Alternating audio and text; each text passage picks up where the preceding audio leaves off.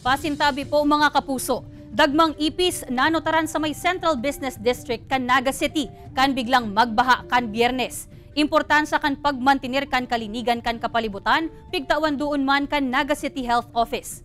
Uyan report. Go, ipis.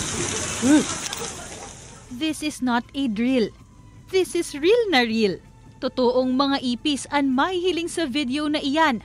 Mga ipis nakasabay kan pagbulos kan uran, garo naghanap man nin masisirungan. Ang video na iyan, kuakan 22 anyos na si RJ, pasado 2:00 nin hapon kan Hunyo 7.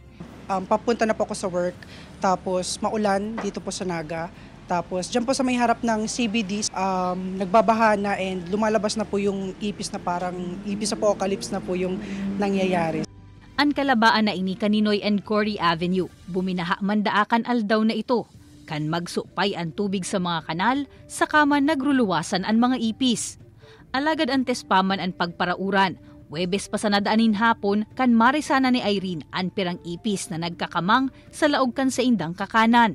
Hindi sige ang lupad-lupad, pero mga tulo, kasi may nagkakan nga ni, tuklo sa kuya, gibo ko man, ko na lang ni kasi day man siya itong grabing nagdakulon siya. Lalo ako takot, mapatay ko man sa ipis, pero day man po, pigano malang ka niyo na, pag nakakuyan niya sa basta day lang siya maglaog yan na may taong makakaan. Todo linig man subuot sinda sa palibot kan kakanan, kaya sigurado sinda na bako hali sa laog an ipis, kundi hali sa mga kanal sa luwas.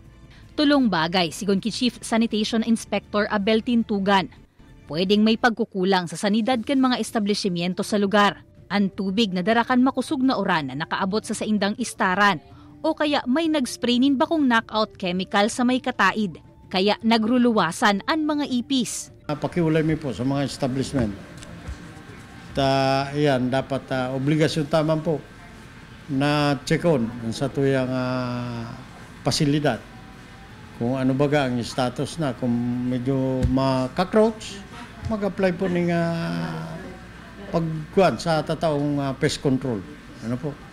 Kami man, kung may request man, kinakaya mi pamandig, di pwede man nito ipadaraan request nito.